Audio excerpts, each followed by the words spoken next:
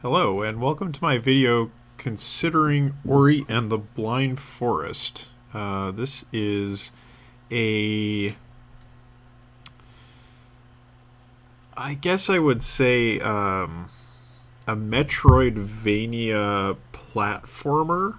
Was released, I believe, last year, and got a fair amount of coverage, I would say, but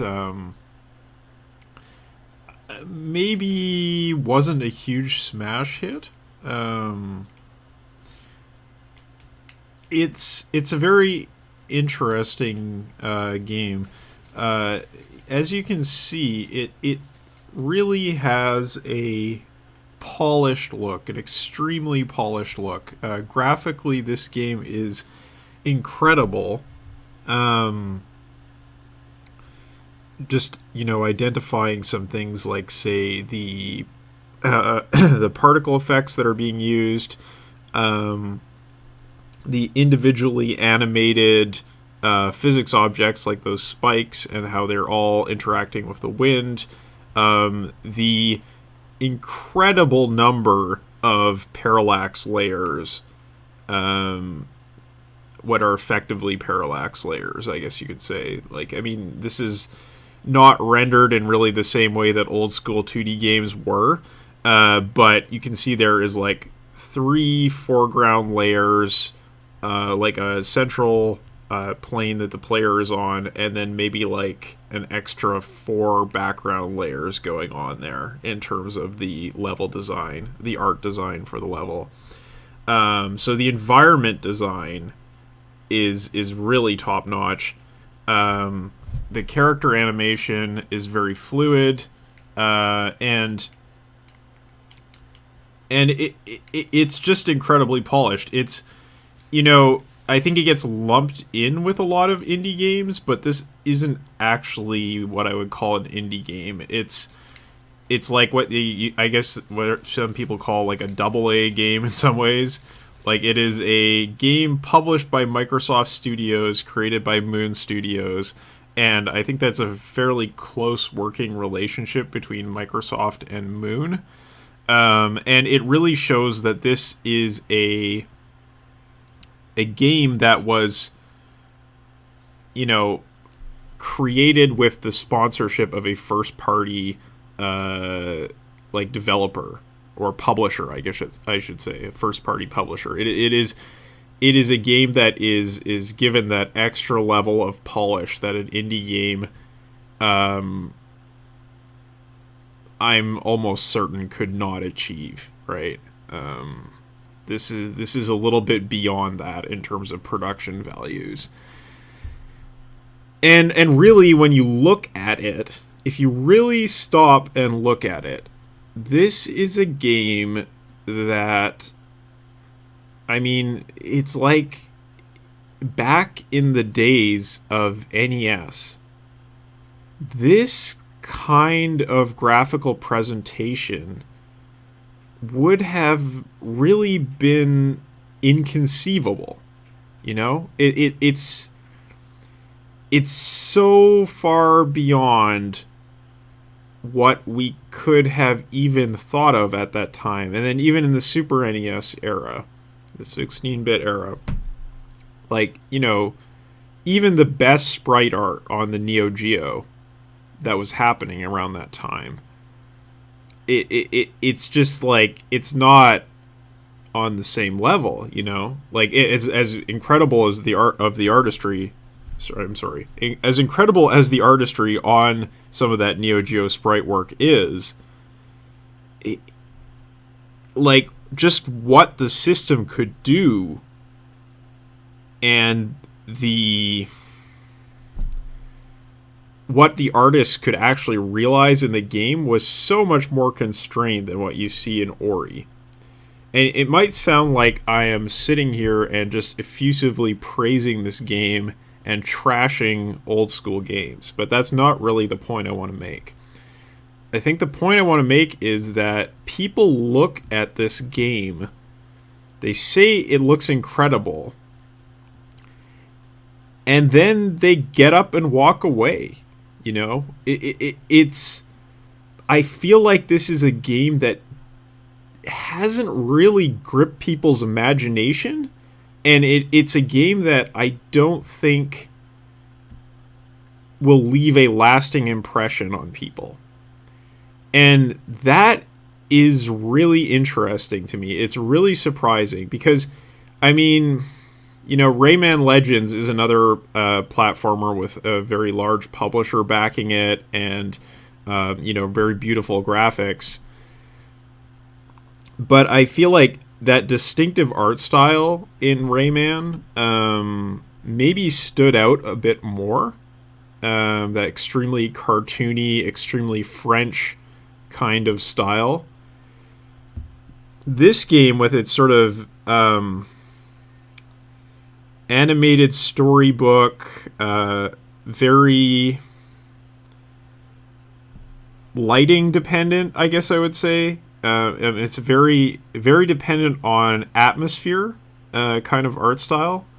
With you know, so it has some very dark areas where Ori, this white, bright sprite character, can really pop against the background, and then it has these kind of subdued, more autumnal or almost pastel, I would say, kind of color palettes. But that sort of focus on a unified or coherent color palette, as opposed to the sort of more like clashing, cartoonish color palette you see in Rayman, which produces this, you know, really arresting visual presentation. I don't think it has really gripped people's imagination that much. Even though, as I said, it's a kind of level of presentation that would have actually just been inconceivable at the time that some of the most beloved platformers were made. So that is really interesting to me, that this game is praised so much for its presentation, but again, I don't think has really left much of a lasting impression on people. So that's one thing I wanted to talk about, and maybe I'll get into a little bit more why I think that might be the case in the concluding thoughts. And so enough about the presentation. I want to talk a little bit about the mechanics and the sort of design of this game. So most Metroidvania games, what do you think of when you think of Metroidvania? You think of a coherent world map, you know, more or less. Some of them have areas split up into stages, but, you know, whether you're going through a door to get to one subsection, or whether you are going out to a map screen and then switching to a subsection, the world is basically a coherent whole. And the world is, you know, navigated through some backtracking, which happens when you get some items that unlock gated sections of the game. Either they're keys, or more typically, they are abilities you get that sort of like double as keys. So you couldn't get to this area before, but now because you can double jump, you can get to the area. But it's also just useful in normal circumstances to have the double jump.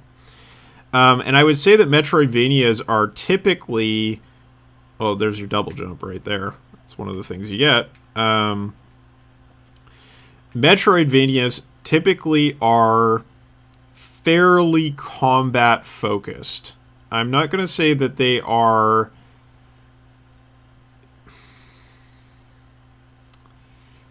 They're not necessarily challenging in terms of combat, but that is what you spend a lot of your time doing, and you spend a lot of time encountering new enemies and just kind of experiencing how your verb set interacts with those enemies. This game has some backtracking, and it has areas that are gated by the by obtaining new moves like the double jump or this floating thing, or whatever. This like kind of parachute-ish feather. Like for example, I can navigate these wind streams because I have this feather. So that is common. But what is really different about Ori and the Blind Forest is that this is a game that is extremely focused on platforming, and combat in this game really takes a back seat. And that's, I think, the inverse of the design of most Metroidvanias, where combat is kind of the main thing you do, and platforming is just there for flavor. It's the opposite in this game. So one of the obvious ways you could talk about this is the attack in this game. If you mash the attack button, you get this kind of like arcing lightning thing that happens. And what you'll notice is that the arc is not directed by the player. In fact, it auto-targets. So if anything is in your vicinity and you hit this, then it will just start doing damage to it. So let's see if I can find something. There, you see, yeah, it arcs right out. I'm not aiming or anything. It just pops out and attacks an enemy.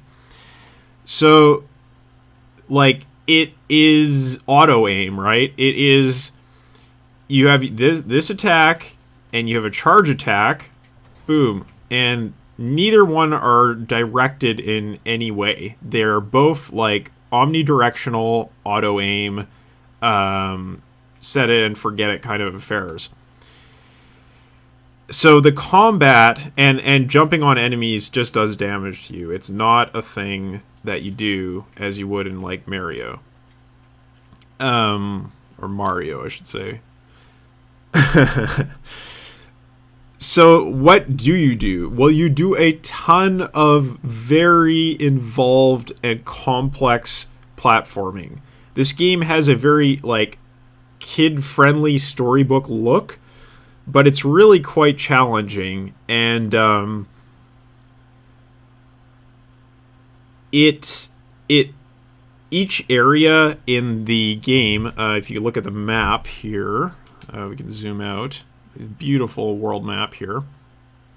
Each area, like in Zelda, which was really the inspiration for Symphony of the Night, and I guess to some extent also Metroid. I'm not too sure on what the story is there, but definitely on Symphony of the Night, Zelda was the main influence. Like in Zelda, each area has a gimmick. It's got that kind of water temple, fire temple sort of thing. And while it's not really a puzzle game in the same way that Zelda is, it is more focused on like a single ability you get in order to go through the area than, say, something like Symphony of the Night or even Super Metroid was. So there is that sort of like coherence to each dungeon, if you want to call it that, that has one theme. And in this case, the theme is, of course, the wind, right? You got this feather, and it lets me navigate the area. And, I can go and get these keystones and then use them to unlock the door, which will lead me to the end of this area. And you can see I died there. What's happening when you die? You can set this save point wherever you like, as long as you have some of those blue points that are at the bottom left-hand side of the screen. So you have to conserve your energy and think about where to place your save points, but it's really up to you. You can place them wherever you like, and as long as you're standing on solid ground, right? And